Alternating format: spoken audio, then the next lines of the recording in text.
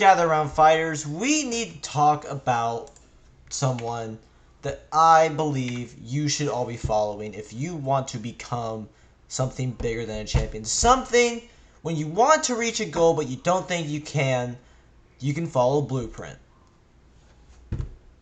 Who is this very special fighter? Well, he isn't a champion. I'll tell you that right now. He is not... He hasn't fought an RBC fight since we went to Emirates. Who could I possibly be talking about? Someone who goes by the name of Jakub Jankowski, a top five pound for pound fighter. And why? Because he achieved the ultimate dream. A long reigning RBC champion turned world undisputed middleweight champion. Some consider him to be the greatest of all time. Some don't. But we can all agree what we have in common. This man knows how to freaking put on gloves and beat the hell out of someone for a max amount of time of 36 minutes. One loss on his resume. He destroyed a great opponent in Torres Jones Jr., who was the IBF world champion, and the biggest fight of his life, became undisputed.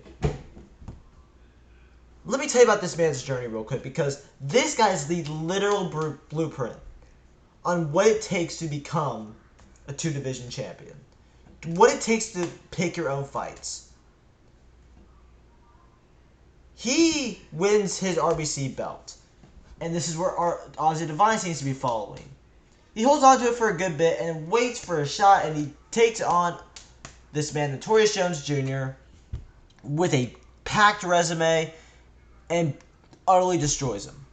It is complete domination for 3 rounds. I could be wrong. You could call me an idiot.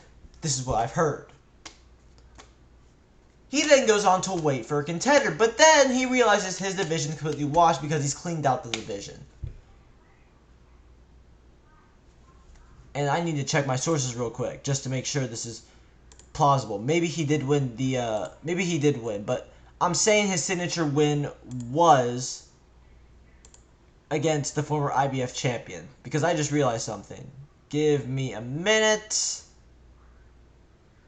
Okay, no. He was a new IBF champion when he won. Okay, I'm not stupid, wrong, or anything. Now,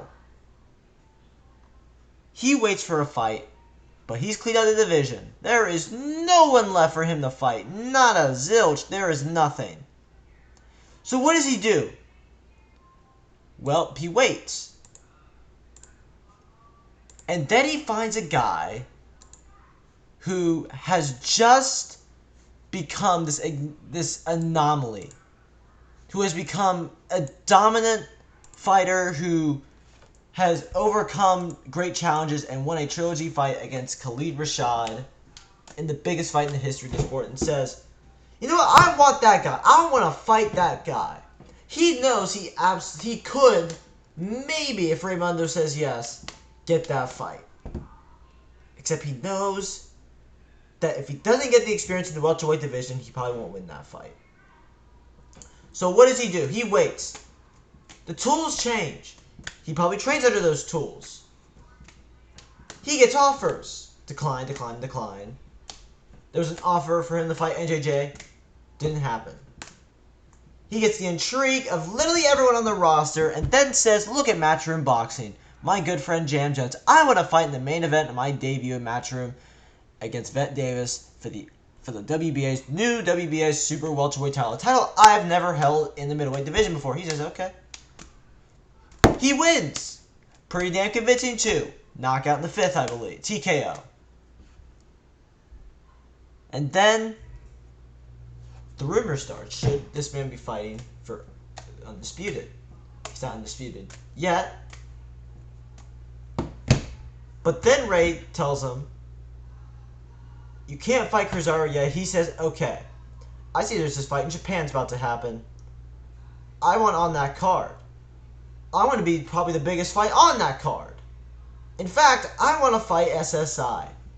A guy who is the most difficult challenge possible that's not named Cruzeiro. SSI, who's one of the best technical strikers, who picks his shots so brilliantly, a very smart IQ fighter, and he just dismantled a great fighter in Triple Paul. That is his last fight. It's not under the new tools, but he has been training. SSI is the most dangerous guy in that division because he can beat anybody. In my opinion, I think he can go toe-to-toe with Cruzeiro no problem.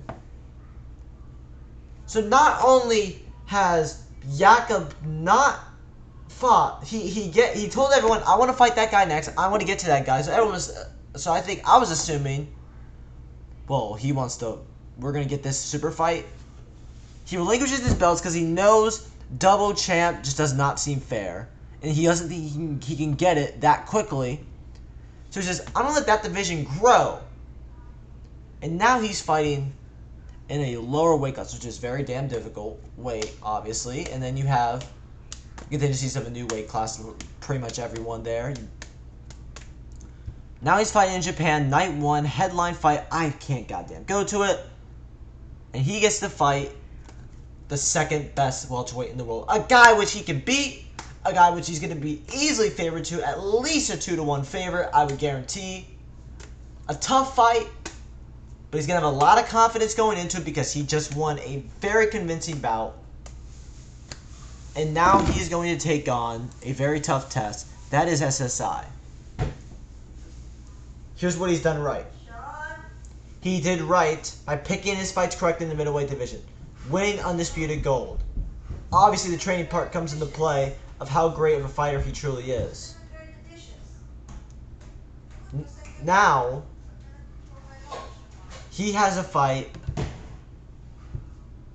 in the welterweight division because he said, I want Cruzeiro. I want to fight that guy. I will relinquish all my gold in the middleweight division. And now, he gets the fight to get there. This is smart. This is smart making. He's going to come back to the RBC for the first time in a very long time with experience, with all the confidence in the world in a big stage, something he needs now more than ever. This, at this point, is going to be the second biggest fight where he's going to have all eyes on him since the Emirates. That was probably the biggest fight of his career, and he achieved it. But he needs that exposure now, and he got it. Bam, done. He's got a tough opponent. Bam, done. A great stylistic fight. Bam, done. A chance to fight the greatest of all time. Bam, done. He can become the greatest of all time in a matter of 2 months. Wow. Wow, guys. That is crazy. So what's the blueprint you all need to face? You guys need to... What do you guys need to follow? You guys need to set up your opponents, which many of you do.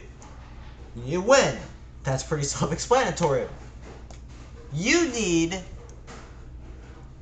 to work your way up in these type of things. And when you become a champion, do not go straight to undisputed.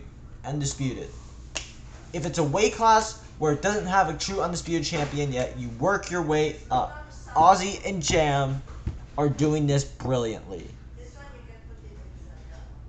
If you're in the heavyweight division, what do?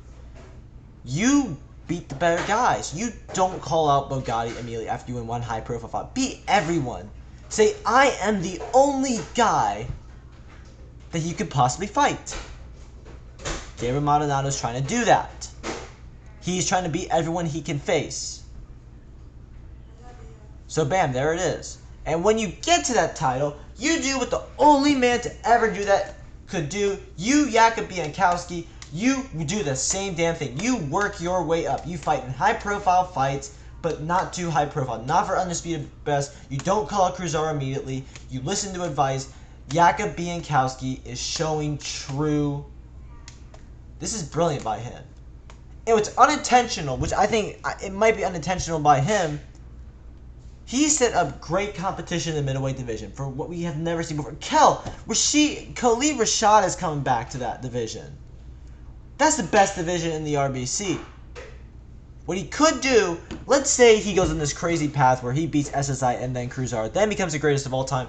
Boom, he can go back to middleweight if he wants to. I would assume he retires after he would beat Cruzeiro, which obviously is a very difficult fight for him in general, so I don't know why we're looking forward. But it helps set up his future where he can either stay in welterweight and keep dominating, let the middleweight division thrive, Or he could say, fuck it, I'm going back to middleweight to do what's mine again, because you got guys there who never beat me saying that they're the greatest of all time. So I want to go back and prove myself. I want to beat Ozzy Divine. I want to shut Jam Jones up. This is what I want to do. Guys, Jakub Jankowski, this is the easiest way for him to be the best of all time, and he is doing it great. Now, I could be talking about my ass here, and Raymundo's just basically walking him through this, but here you go. That's the blueprint. Work your way to the top slowly with high-profile fights, relinquish your undisputed title, and do that same process again in another weight class, just slightly a bit slower. That's if you want to become a two-division champion. If you just want to keep running through your division, then you just follow the first round of the steps. No one said it'd be quickly. No one said it was going to be easy. But Jankowski did it the right way. Jakub did it the right way. And now he's about to get one. He can get one step closer to fighting the man he originally called out at RBC 10 or RBC 9. That is a true championship heart. And that is a true championship mind. And I'm going to ask you guys right now, do you think, as a fighter, you are willing to take that path? Are you willing to take that path? Let me know.